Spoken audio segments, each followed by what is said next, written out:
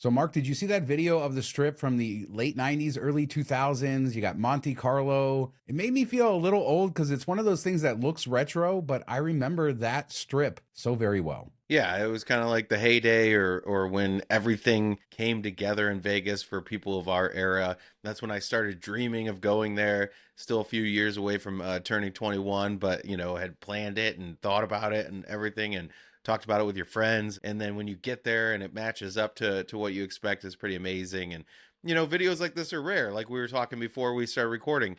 You didn't have a cell phone around to catch all the things that happened or get flashed outside a window. Yeah, boy, did things happen. We can't show it, but watch it to the end.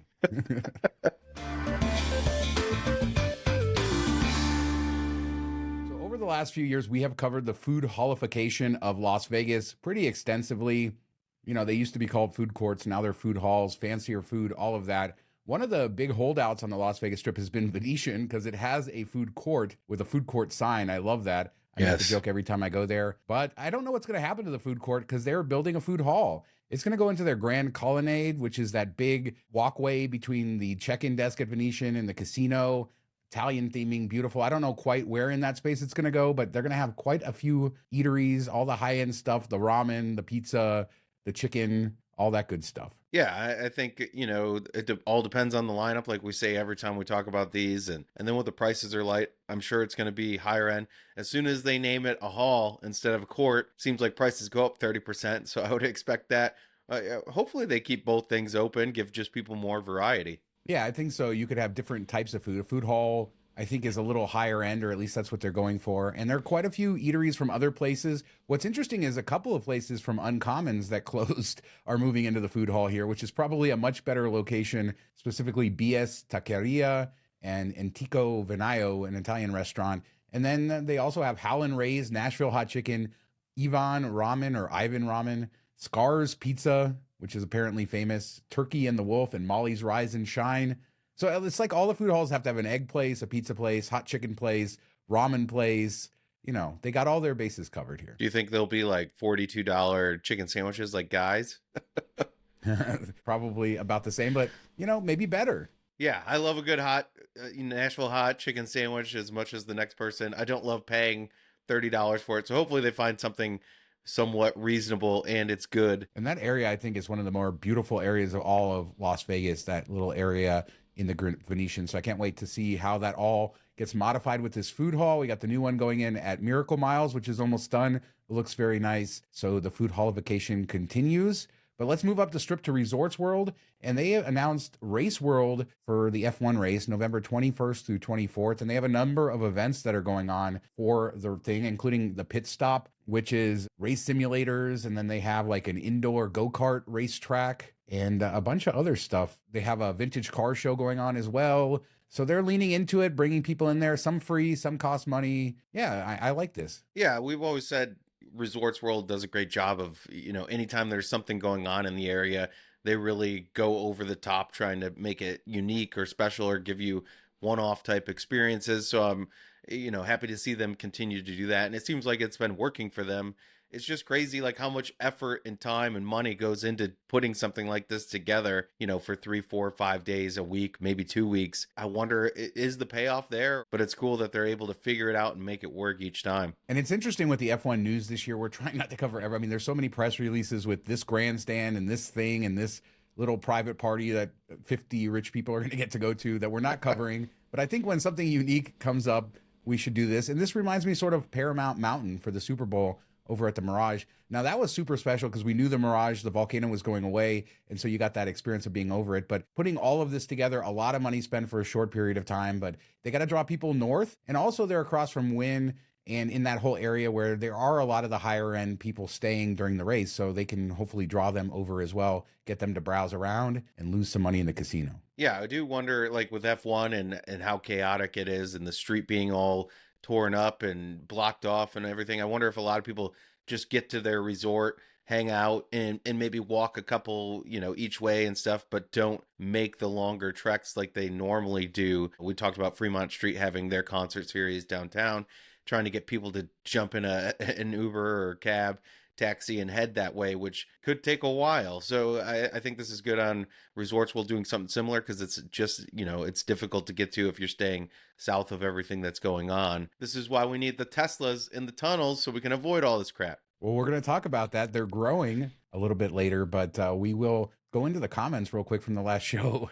European style roulette, the single zero roulette. Mark, you said, is it in Vegas? It's all over Vegas, apparently. Yeah. So my bad. Take our roulette cards. Yeah, it's in most high limit rooms. I had heard that before, but it didn't come to mind. But once I saw people comment that, I remembered it. But Plaza apparently has a lower limit version out, and there's lots of comments, some other versions, but most high limit rooms do have single zero roulette, apparently. Yeah, and most people probably don't want to go in there, and I'm sure the table min's $100 plus type of thing, which is always tough for me to swallow on roulette, or even like $50. I think somebody said one of the casinos has a $50 version of it. But yeah, if you want to do it and have the odds and make your money go a little bit further, then Plaza is probably your spot to go check that out. The day that we see quadruple or triple zero roulette in a high limit room, it's all over. It's just all over at that point.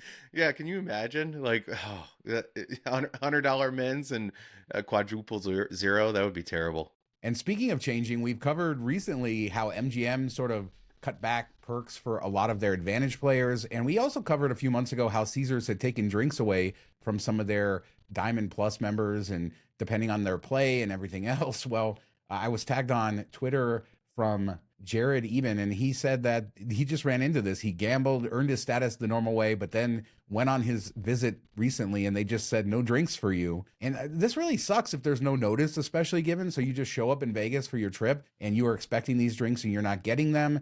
We need more, like, I don't know, transparency in these programs. They seem to be just willy-nilly messing with gamblers they don't like. Yeah, and I think they took this off of the list of, perks that you get for the tiers. And it's just kind of like an unspoken perk, and many people get it and some people don't. I think it depends on the games you play and stuff, like we talked about in the past. Poker players don't get as much love as other players do that earn their points that way. I think the person had over 40,000 tier credits. You would think that would be enough to get 4 free drinks, at a casino restaurant stuff. You used to have lounge access, and if they still had the lounge access, this wouldn't be an issue. So I think it's a little bit cheap. Like, they're saving money on the food in the lounge, having people work in the lounge, the space of the lounge, which is, a lot of them are just wasted space now. But you have all that, and, you're giving them nothing in return. Giving a couple drinks a day was a good way to, like, say, hey, we're not giving you what you used to get, but we're going to give you something else. I actually liked it, at Harrah's in New Orleans, because that was like the original place that did this before it all changed, because their lounge got so overcrowded that they would give you 4 free drinks instead of lounge access. And I preferred that. So I wish that this would be a for sure thing, and, in the terms and everything, and everybody could expect it. Yeah, and it's not. And, we've talked about loyalty programs. They have these great terms and conditions that protect them. So I don't think they're doing anything illegal here or, wrong in that way, but it's not a great customer experience. And they do have their tier multipliers. So I wonder if they're going after people who are earning their status through their 5X, 10X multipliers. I think they just had one last week, a 5X. They have one coming up for Christmas. So a lot of the more strategic players, especially the people who are on online forums and stuff like that, are utilizing these tier multiplier weeks in order to earn the status. And just like with MGM and advantage players, I wonder if Caesars is going back and saying, hey, these people aren't as valuable. Sure, we'll give you some of the perks, but we're not going to give you the good stuff because we see that you're not valuable. You 5X, 10X multipliers. You're not the person we're looking for. Yeah, and I wonder if, the online sports books, that Caesars is in a lot of states and stuff, and if you earn your tier credits from that, I wonder if they look at that as less profitable than the casino, which doesn't make sense. You're still playing, blackjack, roulette, or slots and stuff like that. I know it might be heavier sports betting. In certain states, it's only sports betting. So I could see why they would lean that way, because they've done this to big time sports bettors too. But, if that's the case, what are we doing here? I don't know. It's just kind of bizarre. Like, I've noticed that people don't get as good at comps offers or any comps to Vegas anymore if they do the online stuff, which it's all one big umbrella. You think it would, if you earn enough points playing this way, it's the same as earning in the casino, but that's not the way they look at it. What are we doing indeed? Yeah, let us know in the comments what you think of this or if you've experienced any of these changes. As a reminder, we have our second channel, 20-Minute Travel. We have our MTM Travel podcast. That's our long form podcast. Mark and I laughing, talking travel, miles and points, some Vegas in there. It's a great long form content. So if you enjoy us and our banter on this new show every single week, then check out MTM Travel. So Vegas Loop, you alluded to it earlier. The Westgate station is open, maybe. Michelle Vegas Fear, he is a great guy out and around town. He films a lot of stuff. He caught cars going in and out, said it was fully open. I went to their website and it still doesn't show the station is open when you're trying to buy a pass. The pricing hasn't changed, $5 for an all-day pass, $375 for a single ticket. Reminder, this is just from, as of now, Resorts World Station, but when Westgate's opens, you'll be able to get there and transfer at the convention center. It's all, yeah, it's not great at this point, but yeah, this is progress. Yeah, they're like one-way pass because you can only like where you're gonna go. So otherwise, why wouldn't you get the $5 all-day pass? I'm sure those prices will change as it expands and they open up more places. But hopefully this is actually going online soon and we see a little bit of progress. I know I've been making jokes about it for like a year now, so it'd be good to see some stations. I feel like they're gonna just start rolling. Like once we get a couple, there will be a momentum and they'll start popping up here and there quite a bit. As far as I understand, Encore Station is done as well, so it's just waiting for whatever has been waiting at Westgate. That's been done for a couple of months, I think. So whatever is happening, we should see Encore come online soon, and hopefully we'll get the Robovans in there soon. Did you know it was called? So when we covered the Tesla stuff on a show previously, you know, it's spelled Robovan, and I thought it was Robovan. I didn't hear Elon Musk the way he pronounced it, but he called it Robovan. Makes it even cooler. I don't know if that I would say that.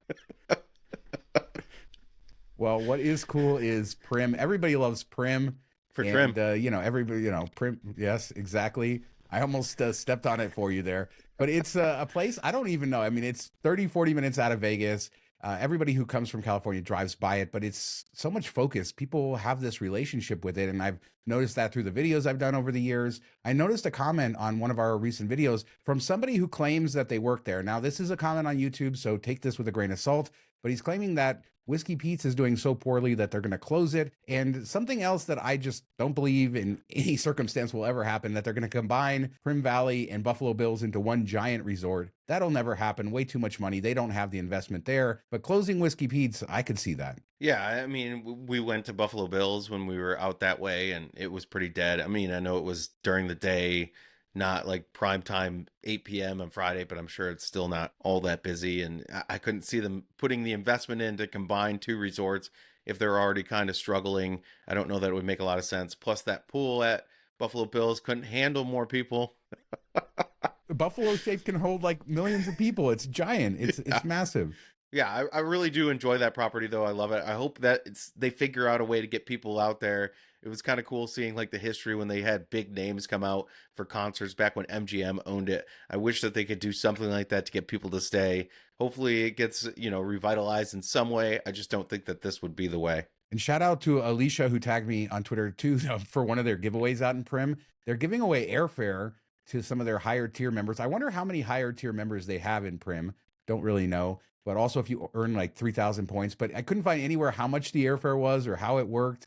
And then also it's just weird to have airfare promotion for a place that's 45 minutes from the airport, way out of the city. But yeah, there you go. Not for long, Sean. Yeah, and I think the other rumor was that they were going to close down the housing that we have talked about a couple times before for the people that work at the properties and stuff. And I thought that was always kind of cool and unique and something different. But it sounds like that might be, an issue or something that might no longer be around. Yeah, it'll be interesting. If anybody knows something, let us know. I don't have any direct contacts over there, but I can't imagine them shutting down an entire apartment building nor expanding anything when they're shutting a casino. So maybe none of this is true. Maybe some of it is. I was in the area this weekend, went out to Seven Magic Mountains, took the Rivian back out before I had to wash it because sand everywhere. And I went to go see Terribles in Jean to see what the state of it is currently. The big building is the only thing that's left. I have to think they're going to implode this because they've torn down all of the smaller towers and the casino and everything else, and this tower still remains. So I think some night in the middle of the night, it's just going to come down. You don't think they're going to have like a drone show and fireworks and everything, and it's not going to get the same love? I do not. I just think that they're not going to tell anybody, and it's just going to go to the ground, and it's overgrown landscaping, doesn't look hugely different, especially if you didn't know that the casino was there and stuff, because you can't get too close to it. I also went to the largest Chevron in the world, and every time I'm in there, it's seemingly slow, but this was Sunday and it was packed, Mark. There were so many people in there. They only had like 3 cashiers for the whole place, and the lines were like 20, 30 people long. Even White Castle had like 15 people in line. And I've never seen White Castle with even a customer, let alone a line. So, yeah, it was good to see that out there. And I guess maybe that justifies why the place exists. I still wish it was Buc-ee's, though. Yeah, I mean, Sunday, probably people driving back to California and stuff like that, or making their way home, and that's why it's a bit busier. But yeah, 15 people at White Castle line. I hope they had a lot of toilet stalls, because that's 15 people that are going to need to use the bathroom pretty soon. But when we were there, I was just one person in the White Castle line. I couldn't get service, so I could only imagine how long that took. Yeah, we went in there just to get a drink, and I filmed a few things, and I walked out because I wasn't going to wait in those cashier lines. But yeah, it's a good thing. Good to see it going well. Last takeaway from being out there, got to stop at Seven Magic Mountains. I guess that was my daughter's first time in her memory of going there. I know she went there when she was a baby, but I guess on my recent visits, she wasn't with me. And so she loved it. And that was a cool takeaway, that she really appreciated it being out in the desert. And I told her they wanted to move it to a museum in Reno. And she said, no, what the heck are they doing? So even a 9-year-old who gets her first experience gets what this thing is when you're standing under it. Does she take the mark line and say, paint your own rocks? Nope, she didn't. Yeah, I still don't get why they were even thinking about it. Like, you can just paint some other rocks wherever you are, leave that stuff there. People love it. I don't know why you'd want to move it. Hopefully that was just kind of like a crazy idea. Yeah, it's so fun out there. Love it. People should make the trek. It's so different, even if you've seen it from the freeway, to stand under it and enjoy all of that. So Pizza Fest is coming next month, and we're a little late to the party on talking about this. I think it's been around for a few years. And this is basically, you get a ticket and you get basically all of the best pizza in Las Vegas. You get to sample it. They have a version where you get an open bar and drinks, or a version where it's just the pizza. And here are some of the places that are participating: Pizza Rock, Metro Pizza, Good Pie, Carmine's, Crust and Row, Double Zero Pie and Pub, Dom DeMarco's, Evil Pie, Pizza Cake, which, does Pizza Cake even belong there? I'll stop there. But there's a lot. Every pizza place that you hear on the best list is there, but Pizza Cake, come on. Do they just show up and put in their vending machines for Pizza Cake? I don't know why they're there, but yeah, this is cool. It's kind of like what we saw. One Bite just had their pizza thing out in New York, their festival, and had people come from all over the country. I think this is kind of cooler that it's just Vegas focused, and you have everybody from the area. And if you really wanted to try a whole bunch of different types of pizza at once, it's pretty good. I mean, the prices are a bit higher, probably around, what is it, like $85 to $100, depending on the ticket. Some goes up to $150, I think. It can get on the pricey side, but if you're wanting to try all these things like we're going to do shortly after this would have been perfect for us. We're probably going to spend a lot more money than that. Yeah, and it was $55 for tier 1, and then the prices have gone up because we're getting closer to it. So sorry for not telling everybody out there earlier, but I think it's $85 for the ticket. That doesn't include the VIP, the booze, all of that stuff.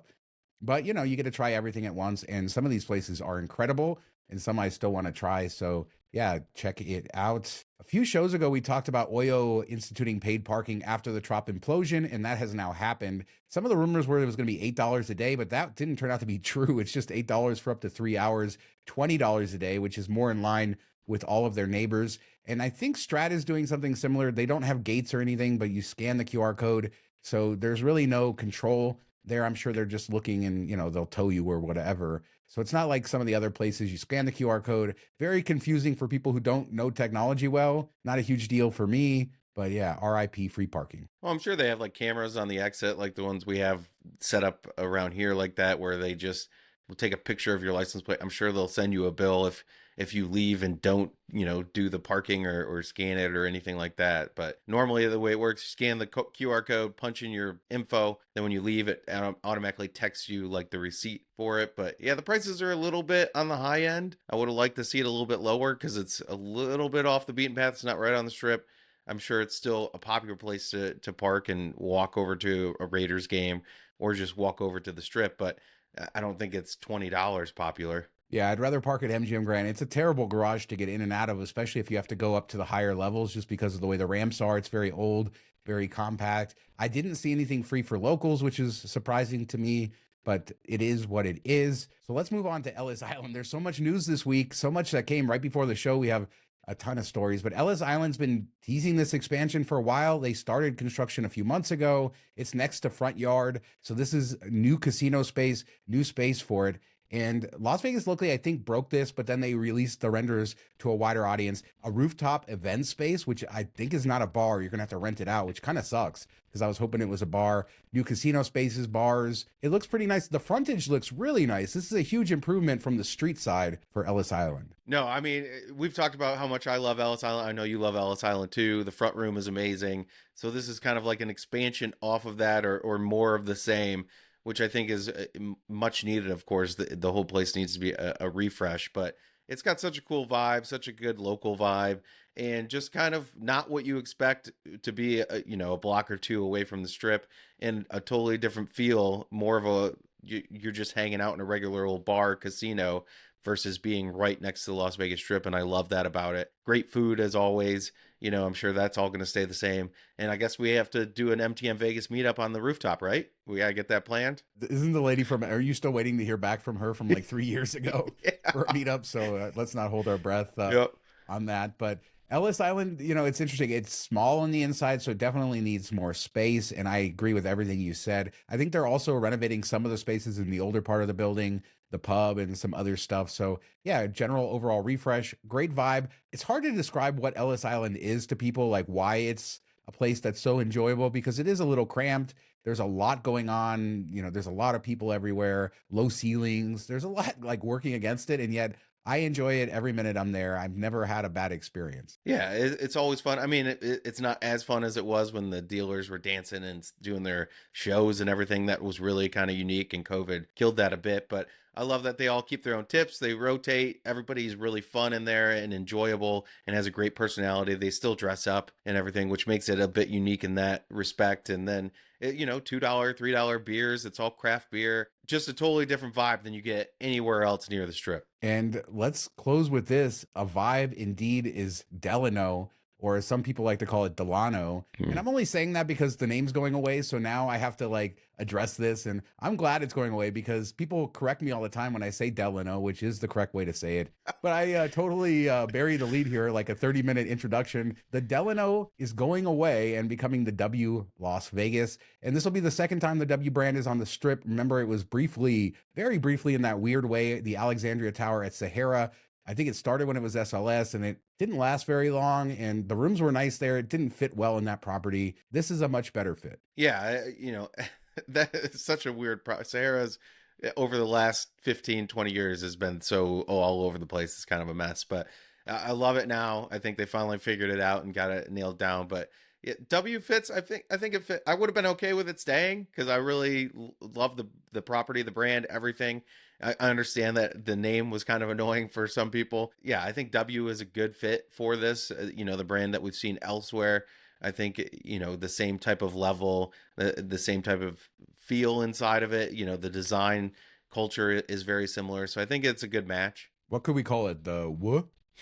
Come up with a name so we can mispronounce it. I don't know. That was the worst joke I've ever made. But let's end the show. But I do think the bones of this are exactly what you want and what you need. It has a separate lobby, very separate space that they can make the W. The Sahara conversion didn't have as much space. The rooms are all suites. So I wonder, they probably do need a renovation at this point. There's still that very Miami whitewash theme, but I don't know, was it 12, 15 years ago that they renovated them when they switched to Delano from the hotel? So, I don't know, but I'm excited for this. I like seeing the W on the side of the building. It looks good. And they talked a lot about how successful this Marriott partnership is. They've talked on their earnings calls, but Steve Zanella, the president of operations for MGM Resorts, says W Las Vegas, the latest hotel to come to life as part of our collaboration, will allow our guests to access a new luxury lifestyle experience recognized worldwide. They also go on to just say that bookings are significantly outpacing anticipated projections with hundreds of thousands of room nights booked. Basically, they're loving this partnership, Marriott and MGM, and I guess this is proof of it. Yeah, I think it makes a lot of sense. If people love that brand, the W brand, they're going to book into this hotel, and it is not in the best location, very, very south end of the strip, and that's always been a deterrent for some people, but maybe Marriott loyalists are willing to overlook that or don't really know, but they're like, oh, I really love the W brand, so I'm just going to book into there. And as we've said, they've been paying higher rates than what they were at Hyatt or previously. So that's a win for them. And I don't know. I don't really think they need to update it at all. Last time I was in there 2 years ago, I thought the rooms were still great. I guess they could have got beat up even more since then. Yes, it's a little bit dated, but I mean the whitewash is back in again. I feel like the light colors, white and blue, light blue everywhere. So I think they kind of already fit. Maybe put a little pop of color here or there, or do it via artwork, and I think you can get away with it. Yeah, I'm not sure if they really fit the W brand, but I agree with you. I don't think the rooms need to be updated. It's just a matter of if they fit there. But, you're talking about Mandalay Bay. Now we have Four Seasons, W, and Mandalay Bay, which, we don't talk about the rooms there, but they're very good at just Mandalay Bay proper. Great pool. This resort is fantastic. And it's really interesting that you never heard MGM talk about Hyatt in the way that they're talking about Marriott, one thing after the other. And then the final thing is Nomad. We're still waiting to find out what Nomad's name will be. Obviously, W wouldn't have been a fit for Nomad because of the decor. It's gonna stay Nomad. It just doesn't fit at all.